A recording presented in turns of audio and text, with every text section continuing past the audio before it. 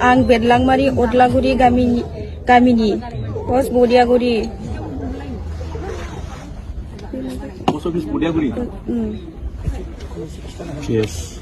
PS Gसाइगाव जिल्ला क'क्राझार आं गावखौनो सानस'नो हायैयाव दाखालि साननैसो सिगां आंनि फेसबुक पेजनि गेजेरजों माखासे सुबुं समाजाव गनायजाथावै रिल्स भिडिअ हगारदोंमोन।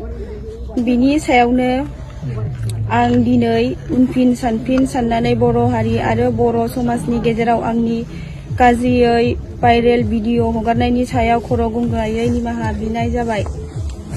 आं दिनै बयनिबो गेजेराव खोथा होयोदि दिनैनिफ्राय आं रिल्स भिडिअ बानायनायखौ बन्द खालामनाय जाबाय। इयुनाव आं जुदि रिल्स बानायबावो अब्ला आंनि सायाव साफ्रोमबो